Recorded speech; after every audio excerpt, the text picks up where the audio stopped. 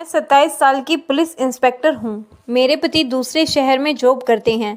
मैं अकेले ही रहती थी। एक दिन करीब 21 साल का एक आदमी मेरे पड़ोस में रहने आया। मैं दिन भर ड्यूटी करती, रात में वह अपनी पत्नी से छुपकर मेरे घर आता और रोज़ मेरे लिए खाना बनाकर ले आता। एक रात वह मेरे घर पर बोतल लेकर आया और पीने के बाद नशे में अपनी पत्नी के सामने मेरे साथ जो किया, मेरी रूह काँप उठी। मेरा नाम आलिया है और मैं एक इंस्पेक्टर हूँ। मैं 27 साल की हो चुकी हूँ, अब तक मुझे बच्चा नहीं हुआ। मेरे ससुराल वाले इसका जिम्मेदार मुझे कहते हैं। मेरी शादी को 3 साल हो गए हैं और मेरा ट्रांसफ़र एक ऐसे शहर में हो गया है जो मेरे ससुराल से करीब 150 किलोमीटर दूर था।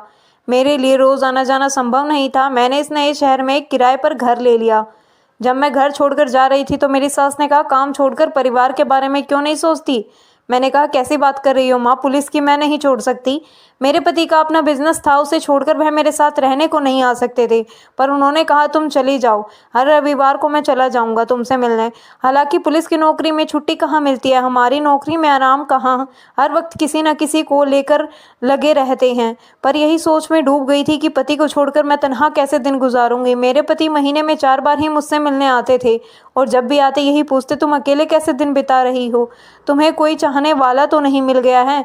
मैं उसकी बात सुनकर गुस्सा हो जाती थी, क्योंकि एक तो मैं अकेली थी, दूसरा हर वक्त मैं काम में ही लगी रहती थी। मेरे पास तो खुद की देखभाल करने का भी वक्त नहीं था और मेरे पति मुझसे फ़ोन पर बातें करते या घर पर आते हैं तो बस यही पूछते रहते, तुम्हारी ज़िंदगी में कोई और तो नहीं?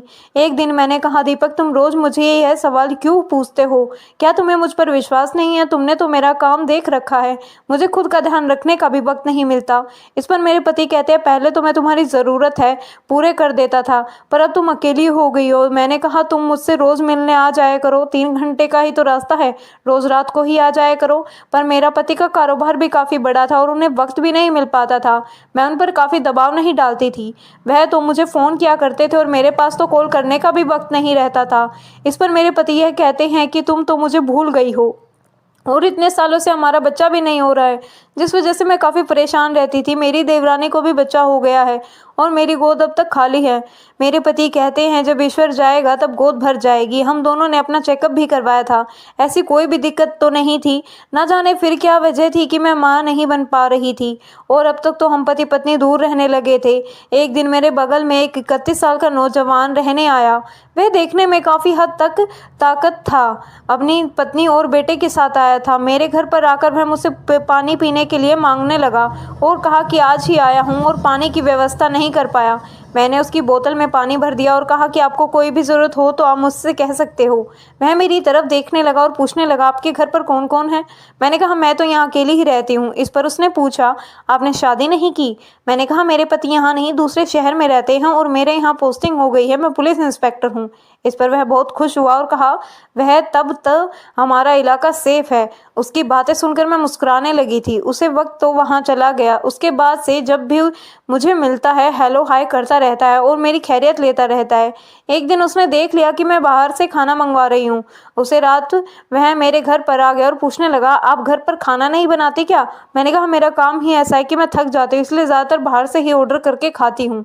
उसने कहा, इस तरह से तो आप बीमार हो जाएंगी। मुझे उसका साथ अच्छा लगता था। वह मुझ पर बहुत ज़्यादा ध्यान देता था, मेरी छोटी छोटी बातों पर ध्यान रखता था और मैं भी जब यहाँ अकेली और तन्हा थी, मुझे भी एक दोस्त की ज़रूरत थी।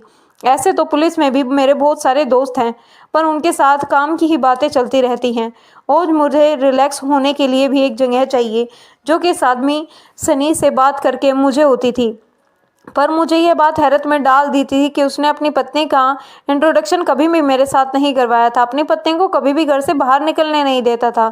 उसकी बेटी मुझे कभी कभी नज़र आ जाती थी, पत्नी कभी भी नज़र नहीं आती थी। इतने दिन हो गए थे उनको आए हुए, लेकिन अपनी पत्नी को मेरे घर पर लेकर कभी नहीं आया।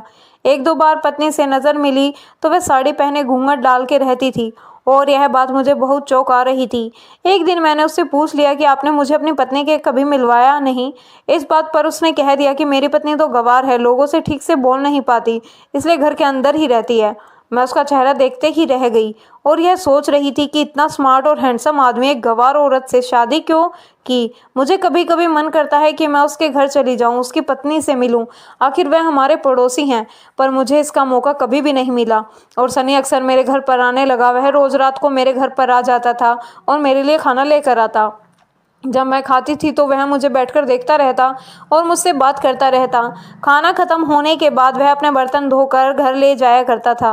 वह मुझे तरह तरह की बातें करता था, कभी एक्सरसाइज की, तो कभी किसी शहर की, तो कभी आसपास की, तो कभी कोई न्यूज़ की, और अक्सर मेरी खूबसूरती की तारीफ किया करता था। एक दिन उसने मुझसे पूछ लिया कि आपके बच्चे कितने हैं। उसके सवाल से मैं उदास हो गई और मैंने कहा कि मेरा अभी तक बच्चा नहीं हो पाया है और अब तो मेरे पति भी दूर रहने लगे हैं। उसने पूछा कि आप इतना अकेलापन कैसे दूर करती हो, आपकी भी तो आपकी ज़रूरतें होंगी ना। उसकी बात सुनकर मैं काफ़ी घबरा गई थी। इस तरह का सवाल अब तक मुझे किसी अनजान करने नहीं पूछा।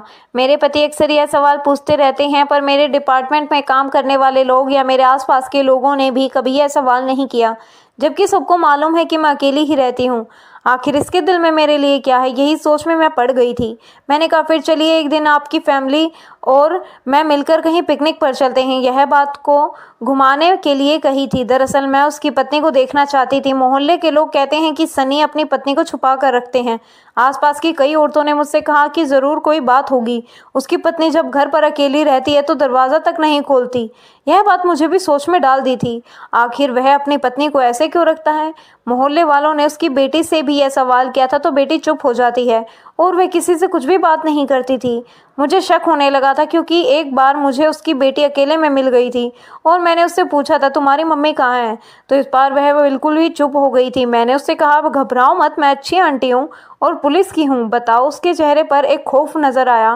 वह दौड़ती हुई अपने घर चली गई थी। एक दिन मेरे पति ने पूछा, सच सच बताओ, तुम्हें कोई अच्छा लगता है या नहीं। मैं अपने पति को सनी के बारे में बताया, पर मैंने पति इसको इस बात को सुनाकर जलने लगे।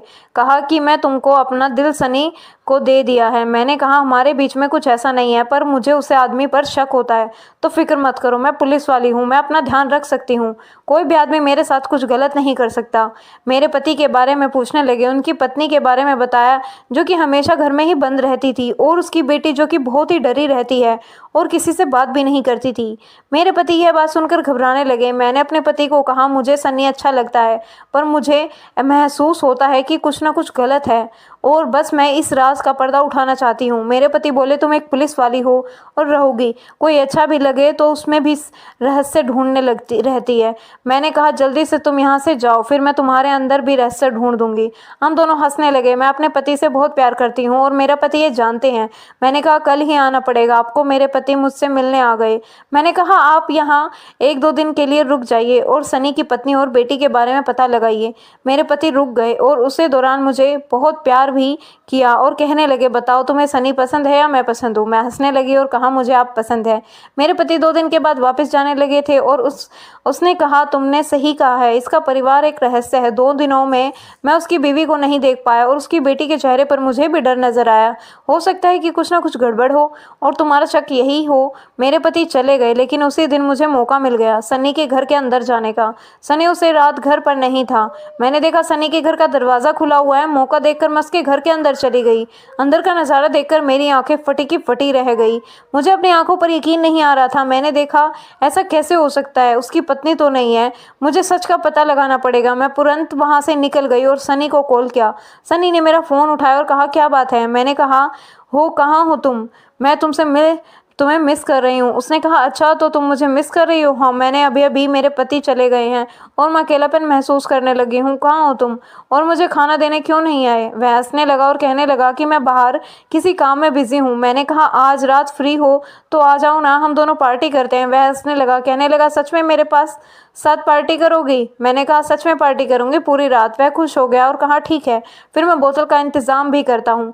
तुम पीती हो ना। मैंने कहा, जमकर। वह बोला, ठीक है, मैं आधे घंटे में आता हूँ। फ़ोन रखते ही मैंने अपने पति को कॉल किया और उसे कह दिया जो मैं करने जा रही हूँ। मेरे पति ने कहा, सर आपके नशे में बहक मत जाना। मैं हंसने लगी और कहने लगी, आप हो ना संभालने के लिए। मैं सनी का इंतजार कर रही थी और एक खूबसूरत वेस्टर्न ड्रेस पहन दी थी। जब सनी कमरे में अंदर आया तो मुझे देखते ही रह गया और कहा, वह तुम बिल्कुल अप्सरा लग रही हो। मेरे सामने खाना और शराब की बोतल रखती।